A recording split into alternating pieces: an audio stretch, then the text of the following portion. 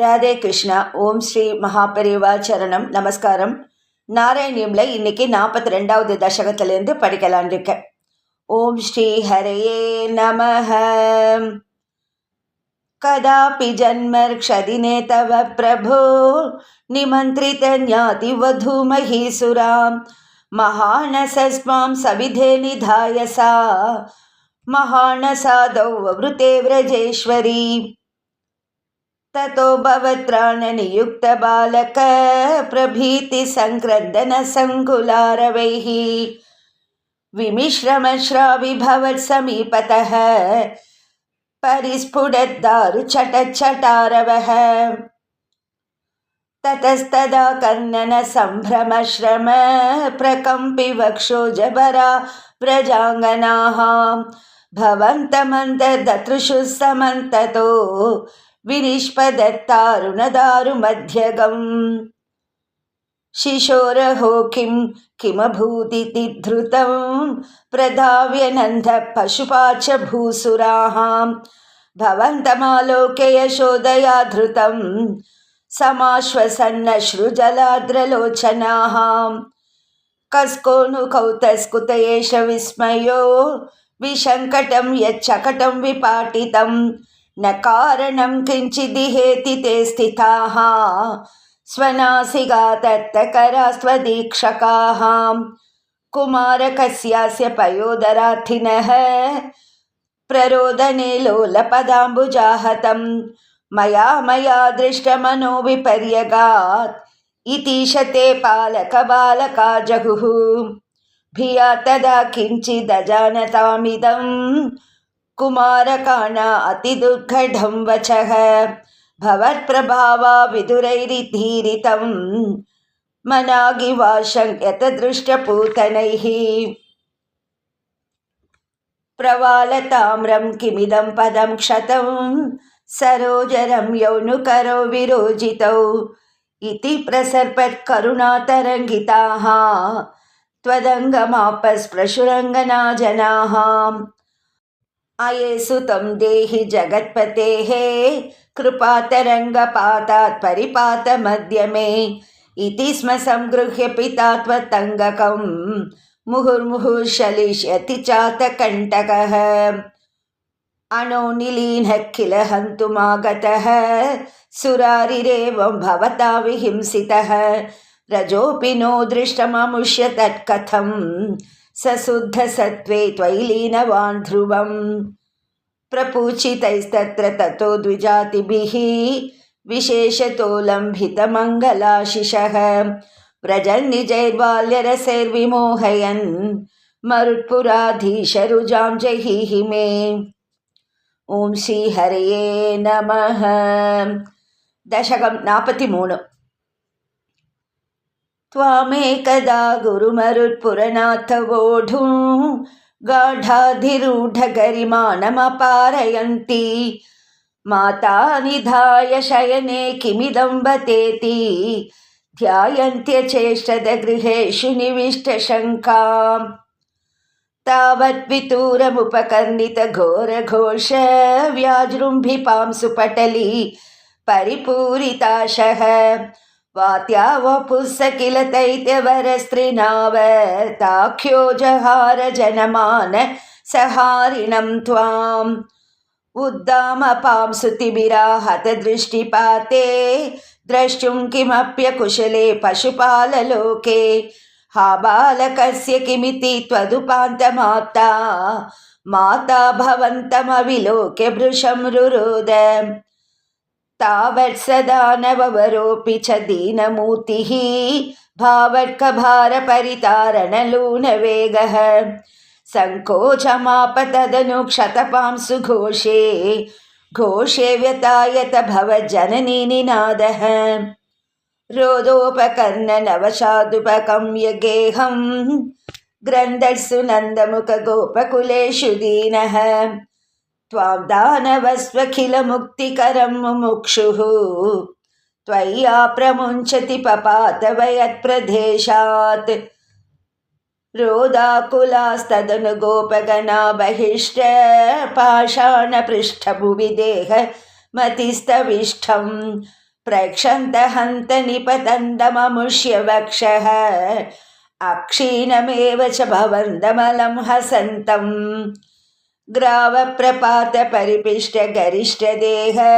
भ्रष्टासु दुष्टधनुजोपरि दृष्टहासम् आज्ञानमम्बुजकरेण भवन्तमेत्य गोपादधुर्गिरिवरादिव नीलरत्नम्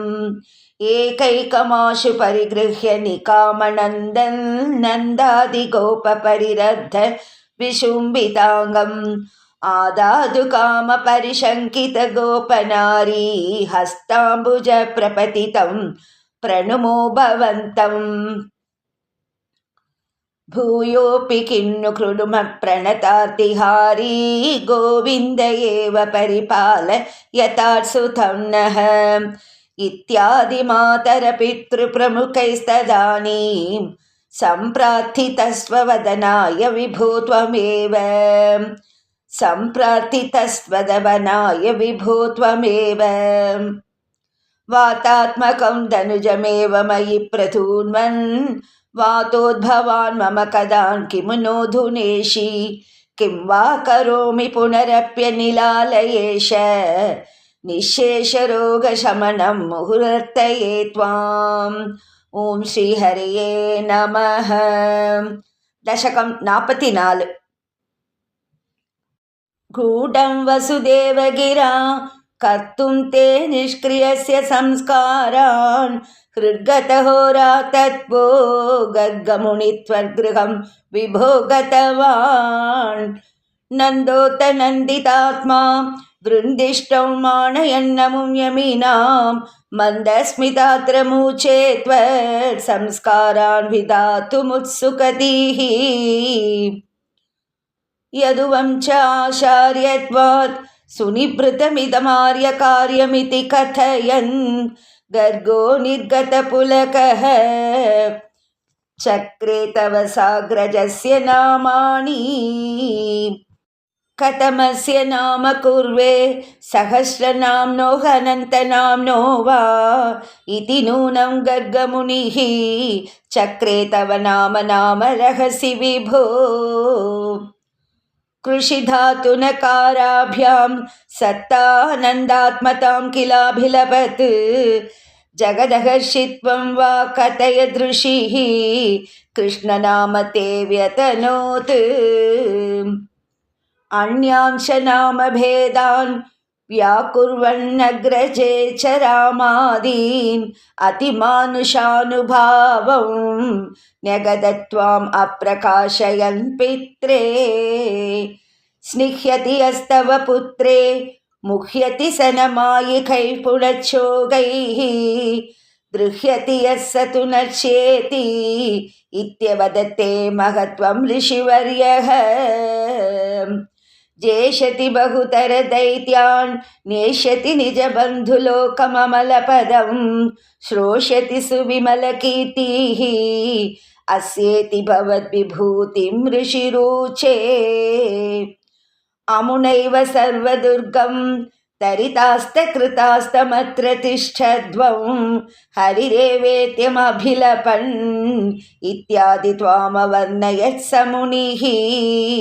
हरिरेवेत्यन् अभिलपन् इत्यादि त्वामवर्णयत् स मुनिः गर्गोऽथ निर्गतेऽस्मिन् नन्दितनन्दादिनन्द्यमानस्त्वं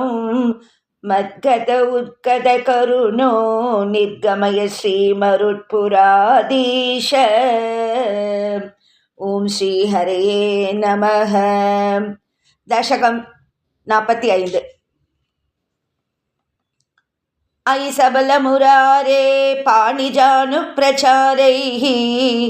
किमपि भवनभागान् भूषयन्तौ भवन्तौ चलितचरणकल्जौ मञ्जुमञ्जीरशिञ्जा श्रवणकुतुक भाजौ चेरतु चारुवेगात् मृदु मृदु विगसन्ता उन्मिषद्दन्तवन्तौ वदनपतितकेशौ दृश्यपादाब्जदेशौ भुजगलितकरान्त व्यालगत्कङ्कणाकौ मतिमहरतमुच्चैः पश्यतां विश्वनॄणाम् अनुसरति जनौघे कौतुकव्याकुलाक्षे किमपि कृतनिनादं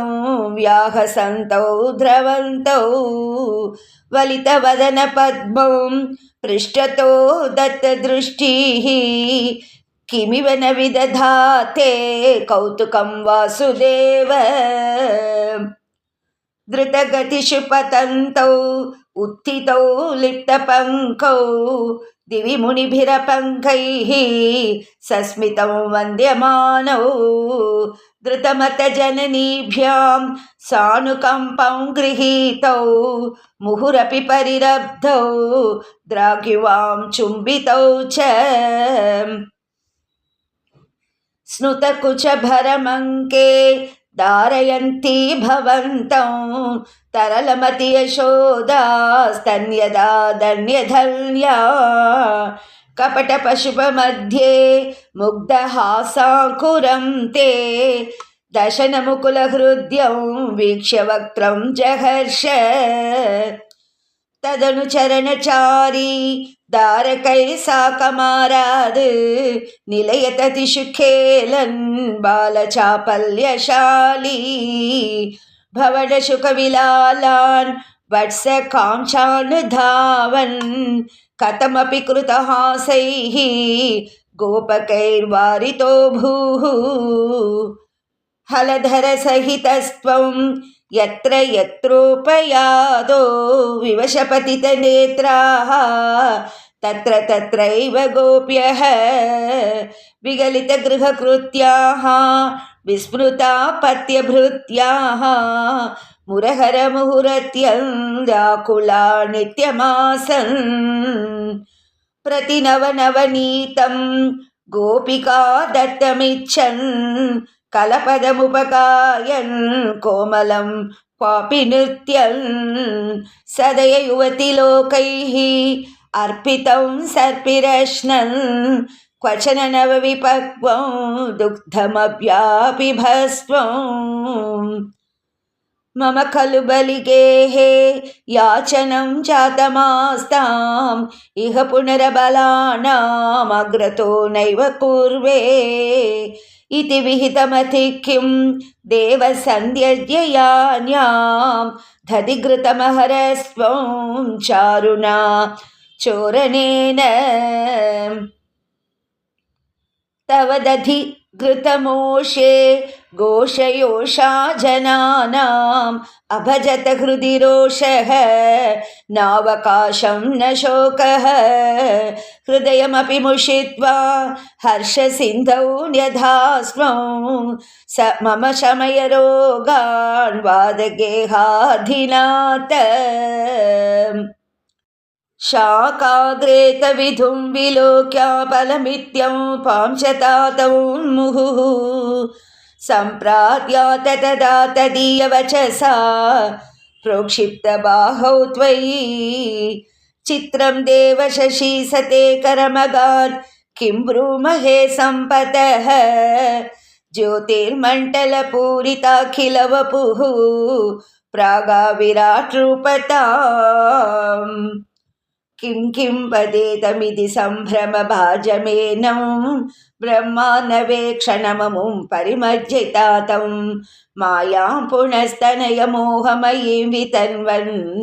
आनन्दचिन्मय जगन्मय पाहि रोगान् ॐ श्रीहरये नमः दशकं 46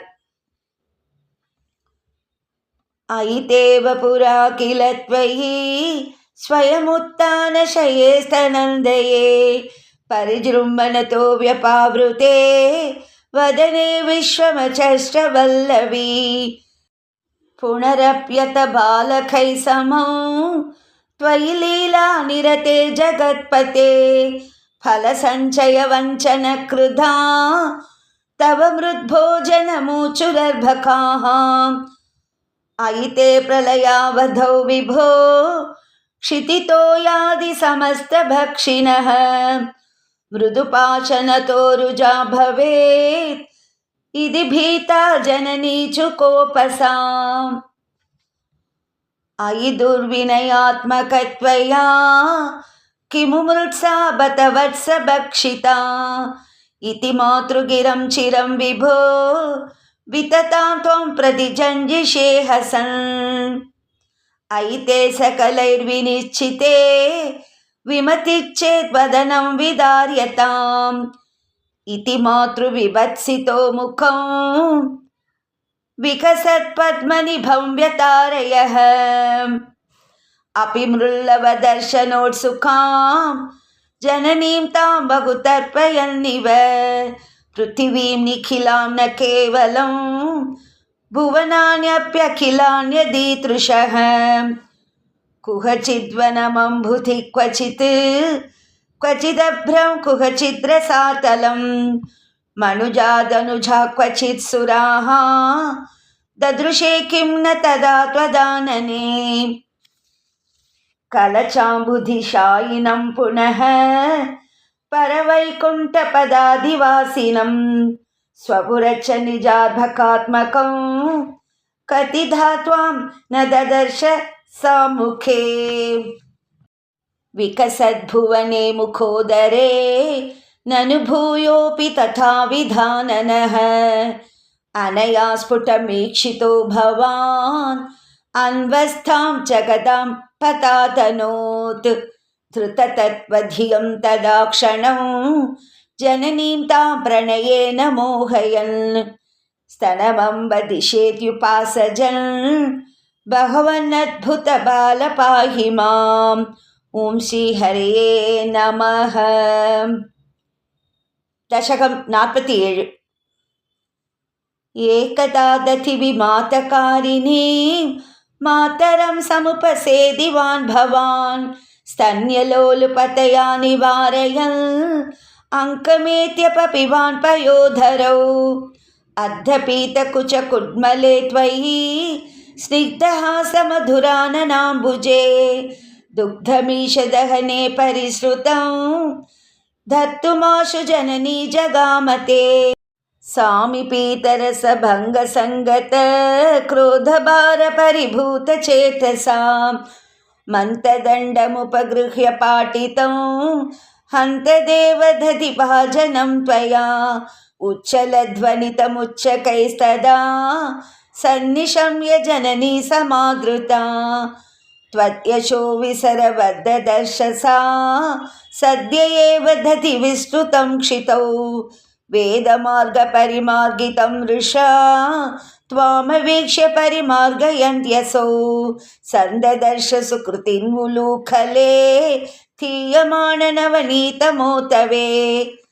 त्वां प्रगृह्य बत भीतिभावना भासुरानन सरोजमाशुसा रोषरोषितमुखी सखी पुरो बन्धनाय रशनामुपादधे बन्धुमिच्छति यमेव सज्जः स्तम्भवन्तमयि बन्धुमिच्छति सा नियुज्य रशनागुणान् बहून् त्वयिङ्कुलो नमखिलं किलैक्षत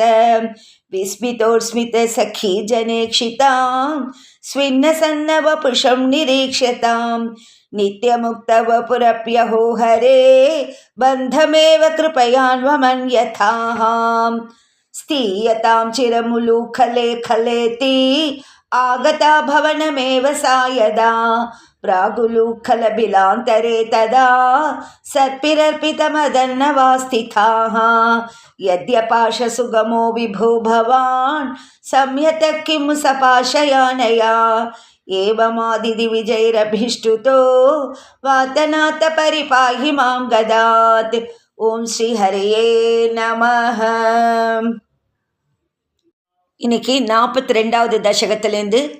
47வது தசகம் வரைக்கும் படிச்சிருக்கேன். ஓம் ஸ்ரீ குருவாயூரப்பா சரணம். ராதே கிருஷ்ணா. ஓம் ஸ்ரீ மகாபெரிவா சரணம்.